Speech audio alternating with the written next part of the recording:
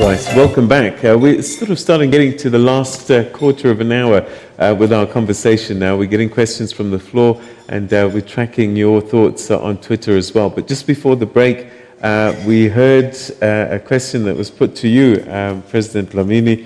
Aren't we promoting cheap black labor? The point he makes is indeed very fundamental. Dr. Baloyi says these negotiations are very skewed because we're negotiating for and from the bottom, those who are at the lowest end.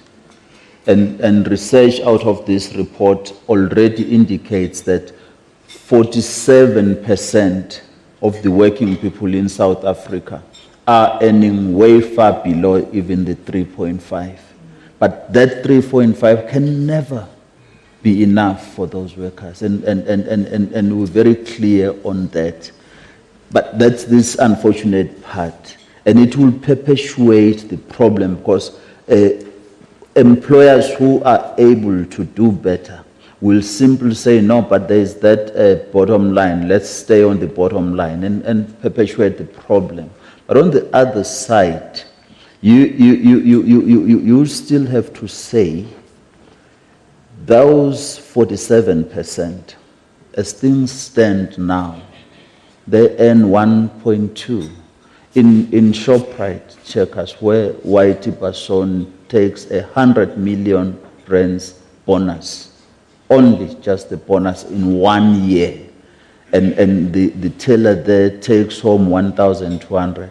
And that 3.5 may add that simply 1,800 there just to beef up that salary. So we're not ignoring that and want to improve on that. And we have to improve on that because this debate says we have started as a nation. It says in 2 years we must review this and see what was the impact. And then we can determine going forward how do we improve on it so that we try to indeed kill this cheap labor, this cheap child labor in the agricultural sector that happens unabatedly. So it's the start that we have to, but indeed, we have given billions to employers in South Africa under what is called the youth wage subsidy.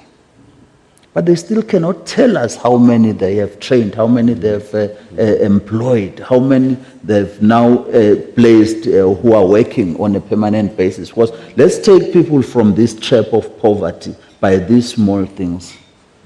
Okay. We're going to take another quick break, and then after that, we'll hear from Keith Tabo. Stay with us.